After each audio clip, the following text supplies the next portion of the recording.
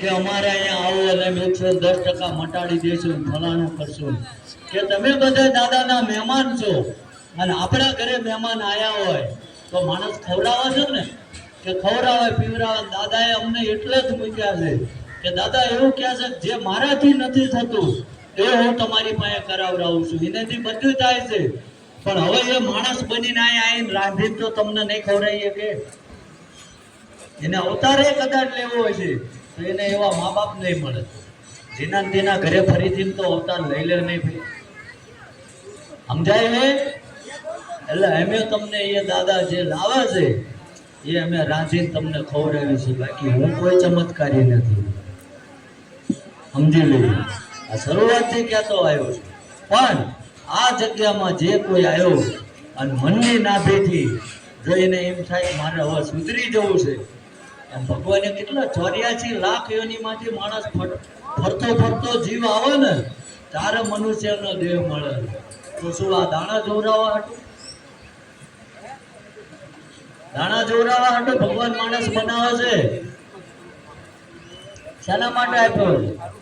કે જે આ ધરતી ઉપર અબોલ જીવ છે, માણસ એવો ને બધા જીવને ભગવાને એક જ મગજ આપ્યું, માણસને બે આપ્યા છે. તો બે જગ્યાએ વાપરે, કોની ભેગું બેહું મન ફાયદો થાય, આટલો સ્વાર્થી છે. અને આ તમને સ્પષ્ટ ભાષામાં કહું કે માણસ રહ્યો ને, હા તમને મદદ કરે, કોઈ તમારા ગુરુ મહારાજ હોય, કોઈ કદાચ તમારા મઠના ભુવા સાચી ભક્તિ કરતા હોય એ તમારી મદદ કરે, કોઈ સાધુ મહાત્મા કરે, કોઈ પરોપકારી જીવ કરે. બાકી આ સંસારમાં ભાગ્ય જેવા મળે કે નિસ્વાર્થે કોઈ કોઈની મદદ નથી કરતું. એક વ્યક્તિ મારી પાસે લાવો, કદાચ તમને 5-25 નો ટેકો કર્યો હોય છે, કદાચ તમારા અવસર ટાણે આવીને ઉભો રહ્યો હોય છે તો 50 જણાને ગણાયું હોય છે, હું ના હોત તો આ અવસર ના થાય. ક્યાં સાહેબ નથી કહેતા?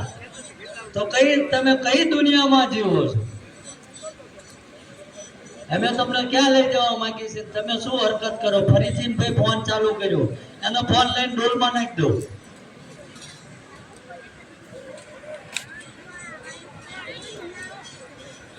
હું કોઈ ભણેલો ગણેલો માણસ ને, હું ચોખ્ખું કહું છું ને કે ઓછું ભણેલો માણસ છું, પણ અબૂજ તો નથી. કે મારો પરમાત્મા જે અમને કહે છે એ હું તમને કહું છું. અને આજકાલ અમારી મહેનતથી છેલ્લા 8 મહિનામાં 1 લાખથી વધુ લોકોએ દારૂ બંધ કર્યો છે. ઘણા આવીને અમને કે અમારા દીકરાને એમ બીજી વાર લાયા બંધ નથી થયું, તો એમાં અમારો વાંક નથી. કદાચ એ તમારી પેઢીનું પૂરું કરવા આવ્યો. બધાને બંધ ના થઈ જાય, કરેલા કર્મોમાં કોઈ ભાગ નથી કરતું. કરે છે કોઈ ભાઈ ના બે રહેવા દો, આપણે કઈ આગેવાનીનો ઝંડો મૂકી દો, તમે બે જાઓ. એ નહીં બે, અત્યારે લગીને બેઠા ને હવે હું બે. જેમાં અમે એક જ વાત શીખવાડીએ છીએ કે ગમે ત્યાં દુનિયાના છેડે જાઓ, પોતાની કુળદેવી ભાઈ આ બાજુ બખાડો થાય.